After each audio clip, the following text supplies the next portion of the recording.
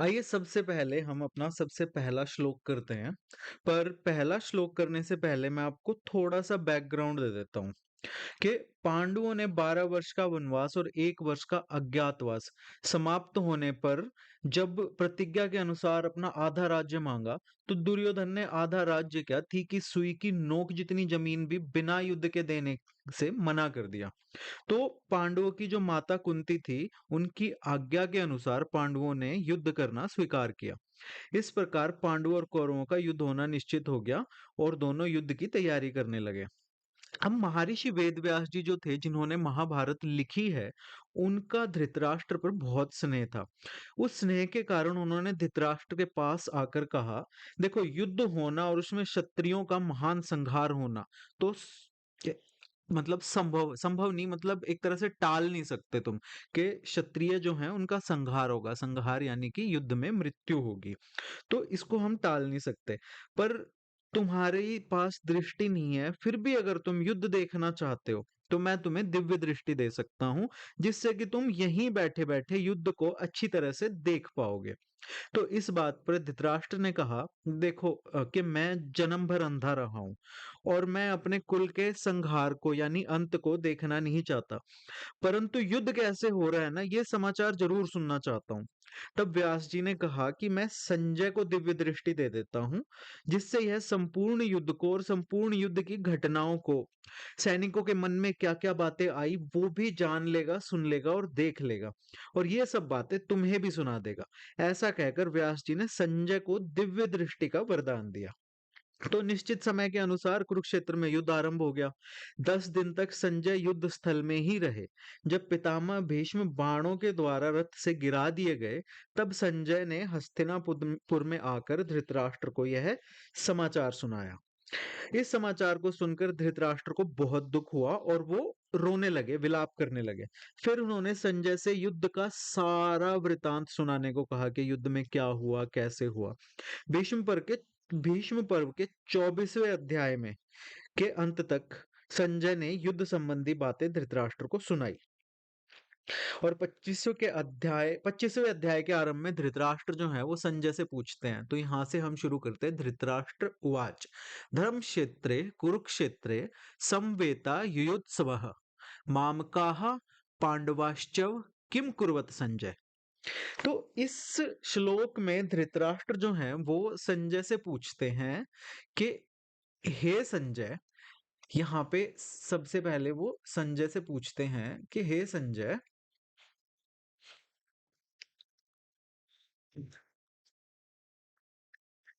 हे संजय, धर्म क्षेत्रे यानी धर्म क्षेत्र, धर्म भूमि कुरुक्षेत्र में समवेता युयुत्सवः यानी कि युद्ध की इच्छा से, युयुत्सवः मीन युद्ध की इच्छा से, समवेता मीन एकत्र हुए, इकट्ठे हुए, माम काहा मेरे, पांडवाश्च और पांडु के पुत्रों ने क्या किया, किम कुर्वत क्या किया। ये तो हुई इसकी सिंपल व्याख्या, एकदम संस्कृत से हिंदी अनुवाद हो गया। ठीक है, तो अब हम इसको विस्तृत, मतलब इसके पीछे का भाव क्या है वो सब समझते हैं एक एक वर्ड करके। तो सबसे पहले जो पद पद आता है, पद में इन शब्दों को, जैसे कि ये एक पद हो गया कुरुक्षेत्र, धर्म क्षेत्र एक पद हो गया, तो मैं इनको कभी शब्द बोल दूंगा कभी पद बोल दूंगा। तो धर्म क्षेत्र कुरुक्षेत्र जो पद है, तो कुरुक्षेत्र को धर्म क्षेत्र क्यों कहा गया है, सबसे पहली बात तो कुरुक्षेत्र को धर्म क्षेत्र इसलिए कहा गया है कि कुरुक्षेत्र में देवताओं ने भी यज्ञ किए थे। राजा कुरु जो कि कौरवों के पूर्वज थे, उन्होंने भी यहाँ पे तपस्या की थी। इस वजह से ये जो भूमि है ना, ये धर्ममय होगी थी, इसलिए इसे धर्म क्षेत्र कहा गया है। यहाँ धर्म क्षेत्र और कुरुक्षेत्र जो शब्द हैं, उनमें क्षेत्र शब्द, क्षेत्र, ये जो बार बार आ रहा है ना, धर्म क्षेत्र और कुरुक्षेत्र, इसमें इन ये क्षेत्र क्यों बोलते हैं धृतराष्ट्र। तो वो कहते हैं, एक तरह से धृतराष्ट्र कहते हैं कुरुक्षेत्र मतलब यह कुरुओं की भूमि है, क्षेत्र मतलब भूमि, और यह लड़ाई भूमि की ही नहीं है, तीर्थ भूमि की भी है। ठीक है, तो कुरुक्षेत्र जो है ना बहुत ही पवित्र भूमि मानी जाती है, जैसे कि हमने अभी मतलब मैंने बताया कि धर्म क्षेत्र है, ठीक है? तो ये बहुत पवित्र भूमि है, इसलिए इस भूमि के ऊपर कौरव और पांडव जो है दोनों लड़ रहे थे। एक तो उनका ये क्लेम था कि भाई ये हमारी भूमि है, हमारे पूर्वजों की भूमि है। दूसरा ये था कि ये एक बहुत ही पवित्र भूमि है। तो इसलिए धृतराष्ट्र ने इसे धर्म क्षेत्र और कुरुक्षेत्र कहा है। और संसार में ना 3 बातों को लेकर लड़ाई होती है राजाओं में या किसी में भी। या तो भूमि को लेकर, या धन को लेकर, या स्त्री को लेकर। इन तीनों में भी राजाओं का आपस में लड़ना जो होता है ना वो भूमि को यानी जमीन को लेकर होता है। तो यहाँ कुरुक्षेत्र को मतलब कुरुक्षेत्र कहने का एक ये भी अभिप्राय है कि यहाँ पे जमीन को लेकर लड़ाई हो रही है। कुरुवंश जो था उसमें जो जितने पांडव और कौरव जो भी थे वो सब एक तरह से राजा कुरु के ही वंशज थे। तो सब कौरव हुए, ठीक है? बट यहाँ पे उनकी लड़ाई होती है और जमीन पर हक के लिए। तो इसलिए इसे क्षेत्र कहा गया है, कुरुक्षेत्र, कि ये कुरुओं की भूमि है। अब हम एक चीज और देखें यहाँ पे ना, एक बहुत ध्यान देने की बात है। हमारे गीता के पहले श्लोक का, पहले अध्याय के पहले श्लोक का पहला जो शब्द है वो है धर्म। धर्म का हम धा लेते हैं, ठीक है? और आखिरी श्लोक, अब देखना, आखिरी श्लोक गीता का जो 18वें अध्याय का 78वां श्लोक है, उसमें से हम ये है म लेते हैं। तो पूरी गीता जो है वो धर्म शब्द के बीच में है। तो इससे ये भी अभिप्राय है कि हम अगर अपना कोई भी कार्य धर्म के अंतर्गत करेंगे तो वो कार्य हमेशा सिद्ध होगा, उससे सबका भला होगा।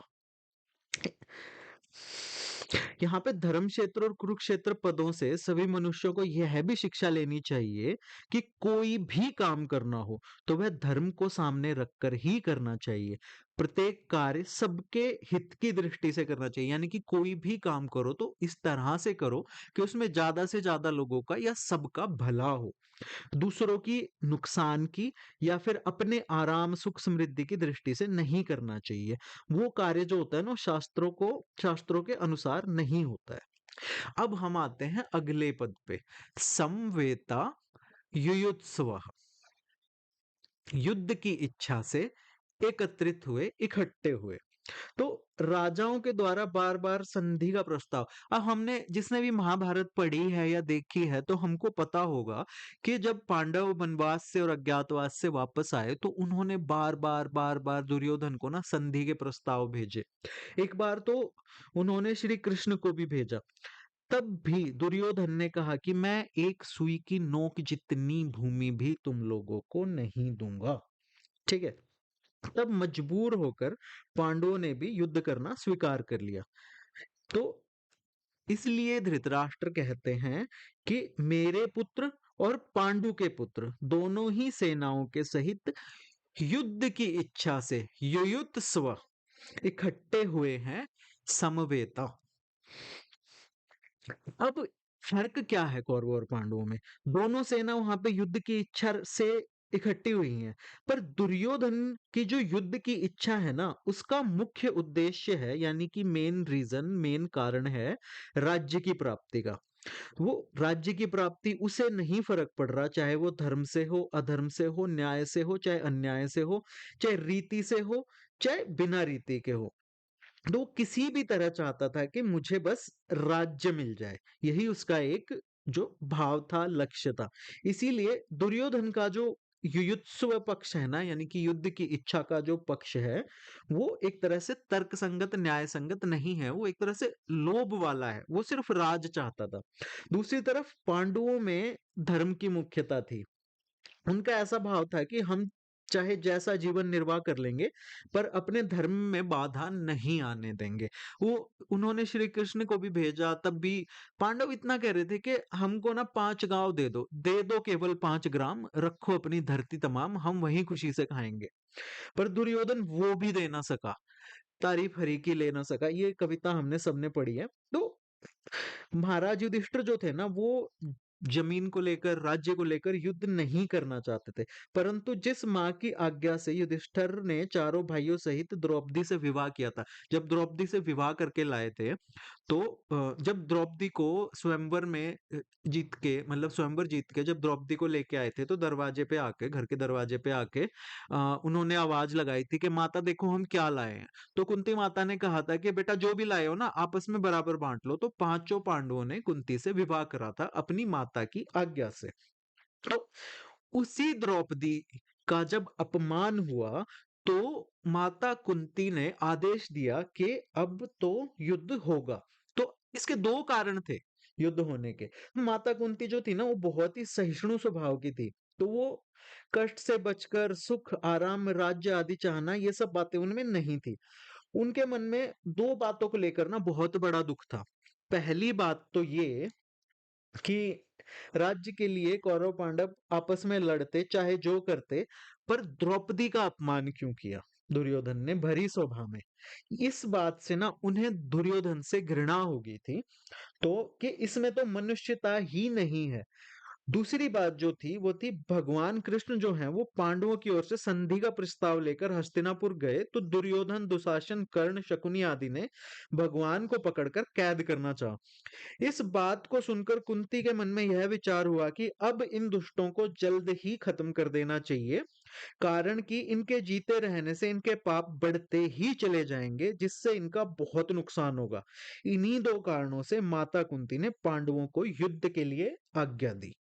तो इसलिए पांडव जो थे वो अपनी माँ की आज्ञा के पालन स्वरूप ही युद्ध में गए थे, युद्ध की इच्छा लेकर युयुत्सु बने थे। युयुत्सु युद्ध की इच्छा वाले बने थे। अब अगला जो पद है वो है मामकाह। दुर्योधन कहते हैं मामकाह, दुर्योधन नहीं, सॉरी, धृतराष्ट्र कहते हैं मामकाह। तो अब एक सोचने की बात है, हम महाभारत पढ़ते हैं, देखते हैं, तो उसमें पांडव जो थे उनके पिता की मृत्यु बहुत पहले ही हो गई थी। तो पांडव जो थे वो धृतराष्ट्र जो कि उनके ताऊ थे, उनको ही अपने पिता समान समझते थे और उनकी हर आज्ञा का पालन करते थे। धृतराष्ट्र अगर कोई अनुचित आज्ञा भी दे देते ना, तो भी पांडव उसका पालन करते थे। अतः यहाँ पर माम का जो शब्द है ना, उसके अंतर्गत कौरव और पांडव दोनों आ जाते हैं। आने तो चाहिए, क्योंकि पांडव तो धृतराष्ट्र को अपने पिता समान समझते थे, और यहाँ पे तो धृतराष्ट्र को भी उन्हें अपने पुत्रों की तरह समझना चाहिए। पर इसके बाद धृतराष्ट्र बोलते हैं पांडवाश्च। तो उन्होंने अपने पुत्रों के लिए अलग पद यूज किया है, और राजा पांडु के पुत्रों के लिए अलग शब्द, अलग पद यूज किया है। तो इससे उनके अंदर एक भाव था जो उनकी वाणी से बाहर निकलता है, उनकी बातों से बाहर निकलता है, जो संजय समझ जाते हैं। और वो भाव था कि अ, जो धृतराष्ट्र थे ना, वो उन्हें अपने पुत्र के समान नहीं समझते थे, इसलिए वो उन्हें पांडु पुत्रों और मेरे पुत्रों, इस तरह से वो उनमें फर्क करते हैं। और देखा जाए तो यह एक युद्ध का कारण भी बना यहाँ पे, कि धृतराष्ट्र के मन में एक वो था, अपनापन कम था। एक कौरव शब्द, मतलब उनके मन में द्वैधी भाव था कि दुर्योधन आदि तो मेरे पुत्र हैं और युधिष्ठिर आदि मेरे पुत्र नहीं है, पांडु के पुत्र हैं। और इस भाव के कारण दुर्योधन ने भीम को विष खिलाकर, या जल में फेंक के, या लाक्षागृह में उनको जलाने की कोशिश करके, और छल से जुआ खेल के पांडवों का नाश करने के लिए, मतलब बहुत कोशिश की। जंगल में भी वो अपनी सेना लेके गए, दुर्योधन जो थे, पांडवों का नाश करने के लिए। तो उसमें कहीं ना कहीं धृतराष्ट्र की भी सम्मति थी, इसीलिए दुर्योधन जो है वो ये सब कर पा रहे थे। तो इसके बाद हम आते हैं, इसी को और एक्सप्लेन करते हैं, मामकाह और पांडवाह। इनमें पहले मामका पद का उत्तर संजय, मतलब आगे ना, अब संजय जो थे वो दिव्य दृष्टि वाले थे। जैसे मैंने पहले बताया कि संजय मन की बात सुन भी सकते थे, देख सकते थे।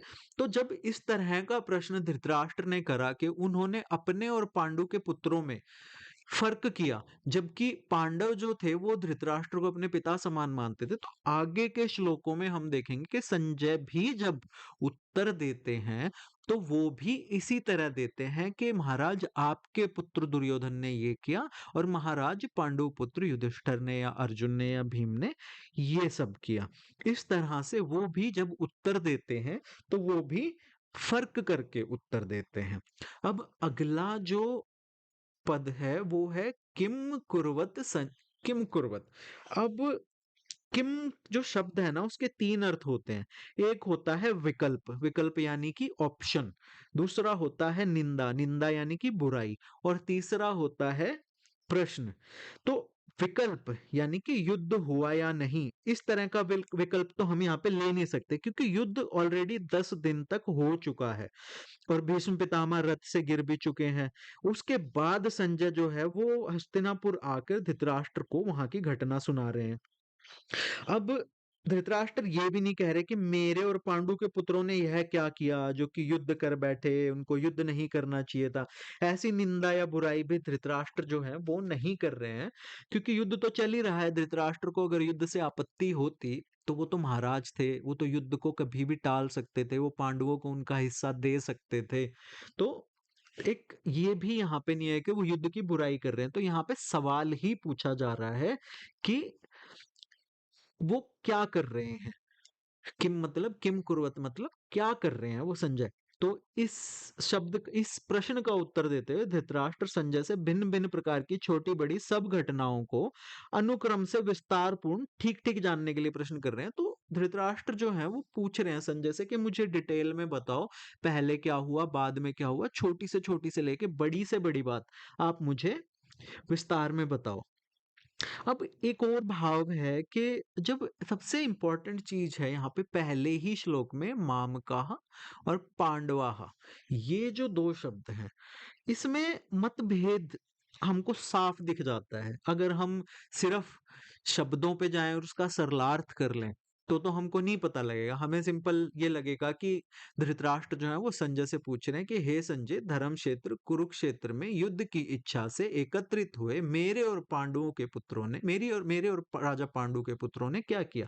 पर इसके पीछे के जो भाव हैं, जो उनके शब्दों के भाव है, वो कहते हैं ना हमारे मन में कुछ भी हो वो हमारे शब्दों से बाहर निकल जाता है। अगर आप किसी को पसंद नहीं करते तो आप उसके सामने कितना भी मीठा बोल लो, आपकी आपकी वाणी में ना एक सार्केज्म आ ही जाता है, एक कटाक्ष आ ही जाता है। और सामने वाला इंसान अगर समझदार है ना तो वो उसको समझ ही जाएगा। हमारी वाणी ना और हमारा चेहरा, हमारी भाषा और हमारा चेहरा हमारे अंदर की सच्चाई आराम से बता देते हैं अगर सामने वाले को पढ़ना आता है। जैसे कि अगर कोई बहुत मीठा बोलता है, बहुत मीठा बड़ा प्यार से, तो वो कभी तुम्हारा हितैषी नहीं हो सकता।